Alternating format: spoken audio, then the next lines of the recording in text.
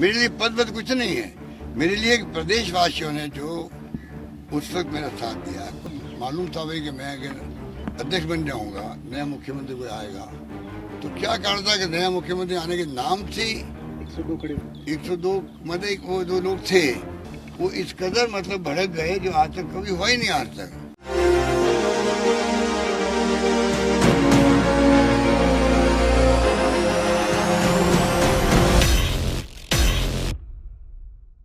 नमस्कार, आप सबका स्वागत है हमारे चैनल नेक्स्ट 9 न्यूज़ पर। मेरा नाम है दीपक गुप्ता। जो दिखता है वो होता नहीं, जो होता है वो दिखता नहीं। इसको राजनीति से जोड़कर गहलोत ने बहुत अच्छी मिसाल पेश करी। ये अपने आप में कह सकते हैं, बहुत बड़ा कह सकते हैं, राजस्थान की सियासी संकट को, तस्वीरों को साझा करता नजर आ रहा है। गहलोत इस समय दिख कुछ और रहे हैं लेकिन कर कुछ और रहे हैं। पायलट इस समय दिख कुछ और रहे हैं, कर कुछ और रहे हैं। वैसे तो पायलट बहुत एक्टिव रहते थे लेकिन अब पायलट चुप हैं। जब बात मुख्यमंत्री पद की लड़ाई की आई, जंग लड़ी जाती है जनता के समर्थन से। चुनावी राजनीति की बात हम कर रहे हैं, कोई हथियारों की जंग की बात नहीं कर रहे। सोनिया गांधी के फैसले तक बात क्यों गई, ये समझ से परे है। जब बात राजस्थान में गहलोत और पायलट की चल रही थी, ये तस्वीर 2020 में साफ कर देनी चाहिए थी। पायलट से ये वादा ही नहीं करना चाहिए था कि आने वाले वक्त में आपको राजस्थान की मुख्यमंत्री कुर्सी दी जा सकेगी। राहुल चुप है, प्रियंका गांधी चुप है, सोनिया गांधी चुप है, गांधी परिवार चुप है। लेकिन इस समय अशोक गहलोत के विधायक काफी असमंजस में हैं। आगे कुआ पीछे खाई, ऐसी स्थिति बन गई है। जो कांग्रेस के समर्थक में विधायक है वो गहलोत के समर्थन में भी है और इस समय स्थिति गहलोत वर्सेस पायलट नहीं बल्कि पायलट वर्सेस विधायक बनी हुई है। विधायकों का साफ कहना है कि हम नहीं चाहते कि 2020 के बागी खेमे के किसी भी विधायक को मुख्यमंत्री कुर्सी दी जाए। सोनिया गांधी का फैसला तो बात की बात है, लेकिन यहाँ पर विधायकों ने अपना फैसला सुना दिया। और जिस दिन केरल से होकर आए थे सचिन पायलट, उस दिन यहाँ पर बातें रखी गई थी सचिन पायलट के द्वारा। जो खबरों के अनुसार था कि सोनिया गांधी ने उनसे कहा है कि पहले जाइए राजस्थान में, वहाँ के विधायकों का मूड भाप लीजिए कि वो क्या चाहते हैं, वो आगे किसके साथ चलना चाहते हैं, जरा उसको भाप लीजिए, फिर उसके बाद आगे के फैसले करें। लगातार गहलोत कैंप एक्टिव है पायलट के खिलाफ और पायलट को लेकर गहलोत ने भी चुप्पी साधे रखी है और पायलट ने खुद भी चुप्पी साधे रखी है। लेकिन राजस्थान की स्थिति को लेकर गहलोत ने जो बयान दिया, वो बयान आप सुनिए, जिससे आपके लिए थोड़ा आसान हो जाएगा राजनीतिक समीकरण समझना। आप उस समय जब सरकार संकट में थी तो ईडी, इनकम टैक्स भी आए थे, बीजेपी का प्रोटेक्शन भी कुछ कांग्रेस विधायकों को मिला था। अब वही फिर कांग्रेस की कमान में आगे दौड़ने की कोशिश कर रहे हैं। 102 विधायकों का क्या मंशा है? बीजेपी तो हर वक्त ये कोशिश करेगी कैसे सरकार को डिस्टर्ब करें, अनस्टेबल करें, कैसे सरकार बस चल गिरा दें, जो गिरा नहीं पाए थे उस वक्त भी। वो बीजेपी पूरी मिली हुई थी उस वक्त भी लोगों से। अमित शाह के यहाँ मीटिंग हुई थी, सब जानते हैं। विधायक गए थे, कुछ विधायक गए थे, बातचीत भी हुई थी। अमित शाह जी, धर्मेंद्र प्रधान जी, जफर इस्लाम जी सब बैठे, खूब बातचीत कर रहे थे। वो अमित शाह जी खूब मिठाई खिला रहे थे हमारे विधायकों को, हंस करके। थोड़ा इंतजार, आखिर में सच्चाई की विजय हुई और सरकार बैठ गई।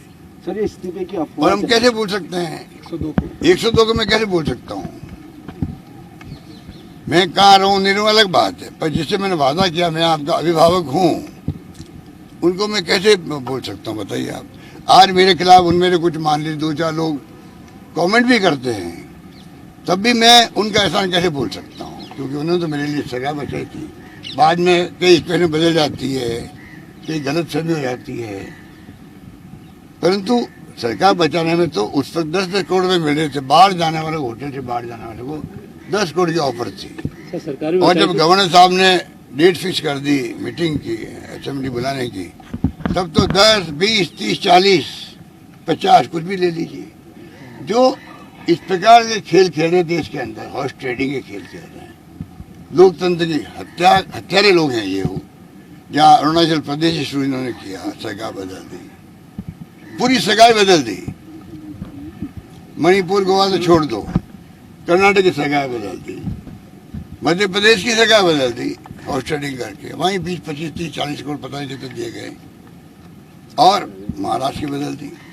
राजस्थान की बस नहीं चली है क्योंकि पूरे प्रदेशवासियों का जो माहौल बना यहाँ पर, हमारे विधायकों के पास फोन आते थे, आम जनता के भी कार्यकर्ताओं के हिसाब से, आपको 3 महीने रहने पड़े होटल के अंदर, रहो पर मजबूत रहो, ये मैसेज था एमएलए को।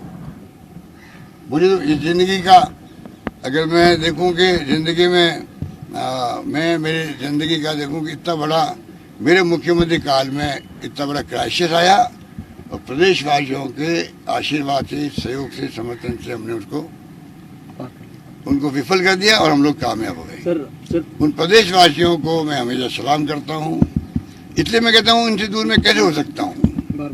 मेरे लिए पद कुछ नहीं है, मेरे लिए प्रदेशवासियों ने जो उस वक्त मेरा साथ दिया, कोरोना में साथ दिया, हर जगह साथ दे रहे। अभी राजीव गांधी ग्रामीण ओलंपिक में देखिए, बगैर प्रदेशवासियों के सहयोग से संभव नहीं था।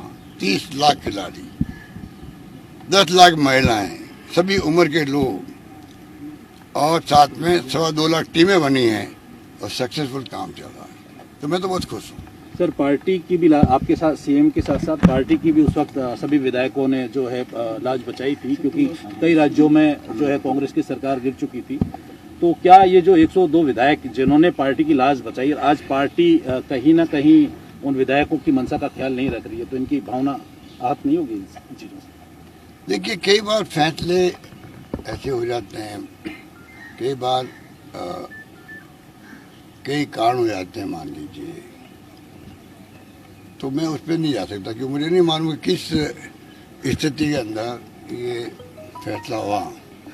पर मैं किसी को दोष नहीं देता, क्योंकि वो तो देखिए जो ऑब्जर्वर आएंगे जब एक बार फैसला हुआ तो ऑब्जर्वर तो बहुत बड़ी पोस्ट होती है। Observer on behalf of Congress president आते हैं, तो ऑब्जर्वर को देखा आप सभी ने किस तरीके से गहलोत ने बीजेपी से लेकर पायलट के खिलाफ, बिना नाम लिए उनके खिलाफ ही कहेंगे, क्योंकि इस समय विपक्ष में बीजेपी से कम पायलट यहां पर ज्यादा दिखाई दे रहे हैं। अब रविवार की रात वो ऐतिहासिक रात है, 92 विधायकों का इस्तीफा एक साथ देखने को मिला था। सीपी जोशी के पास वो इस्तीफा भी पड़े हुए, ऐसी खबरें हैं। उन इस्तीफों पर क्या फैसला है सीपी जोशी का, वो आलाकमान के फैसले पर निर्भर है। विधायकों को इस बात का डर है कि अगर सोनिया गांधी यानी आलाकमान के द्वारा कोई फैसला लिया गया तो आने वाले चुनावों में उनको टिकट मिलेगा या नहीं मिलेगा। क्यों? क्योंकि अगर यही विधायक ऐसा ही करने वाले हैं आने वाले समय में भी, तो ये तो फिर भरोसे के लायक ही नहीं है, तो किसी और की तरफ रुख करेगी कांग्रेस पार्टी। लेकिन वहां पर उनके लिए चुनौती होगी, क्योंकि बीजेपी और आम आदमी पार्टी सरकार बनाने के लिए घात लगाए बैठी है कि कब उन्हें एक मौका मिले। भारतीय जनता पार्टी भी अभी जमीनी स्तर पर उतरेगी और जनता के बीच ये मैसेज देने जाएगी कि आपकी सरकार खुद इस्तीफा देकर बैठी है। जो 102 विधायकों की बात आ रही है, उसमें से 92 विधायकों ने तो इस्तीफा दे रखा है, तो आपकी सरकार तो अल्पमत में वैसे ही आ चुकी है। आप किसके समर्थन में, किसके दम पर आप बैठे हो कि आपकी राजनीतिक तस्वीर, आपकी आर्थिक तस्वीर साफ करेगी ये सरकार?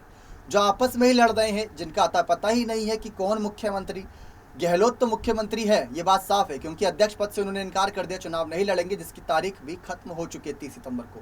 अब ये स्थिति बनी हुई है।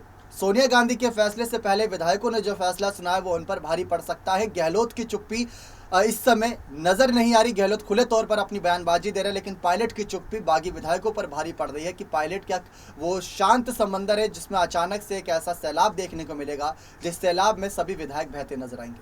और ये इस वजह से हम बात कर रहे हैं क्योंकि आने वाले वक्त में राजस्थान में सत्ता परिवर्तन तो होगा, वो बीजेपी की एंट्री से होगा या पायलट की बागी विधायकों की खेमे की वजह से होगा।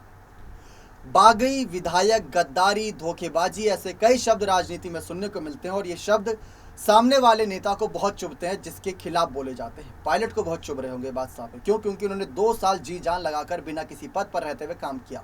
लेकिन एक सच जो कड़वा ये भी है कि उन्होंने उप मुख्यमंत्री पद पर रहते हुए, प्रदेश अध्यक्ष पद पर रहते हुए बगावत करी थी और उसको कबूल किया जाना चाहिए। लेकिन वो वापस भी आए थे। वापस आए थे तो किन शर्तों पर, वो आप सब जानते हैं। लेकिन आपको क्या लगता है, क्या सोनिया गांधी का इस बार जो चाबुक चलेगा, क्या वो चाबुक कह सकते हैं विधायकों के खिलाफ चलेगा या पायलट या गहलोत को लेकर? पायलट को लेकर स्थिति साफ है कि आला कमान इस समय पायलट के झुकाव में है, क्योंकि पायलट ने 2020 में जो किया शायद उसको भुला दिया गया है। राहुल गांधी ने भी बात खुद कही थी कि जितना पायलट ने सब्र रखा उतना किसी ने नहीं।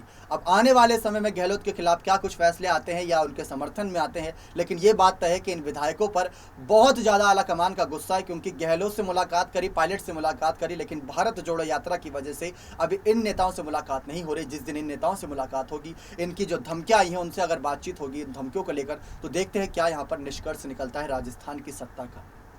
जाते जाते फिर वही सवाल जो सबके सामने है कि राजस्थान की सत्ता पर किसका राज होना चाहिए, गहलोत या पायलट का? अपनी राय कमेंट सेक्शन में जोड़ दीजिएगा। उम्मीद करते हैं जानकारी पसंद आई होगी। बहुत बहुत धन्यवाद।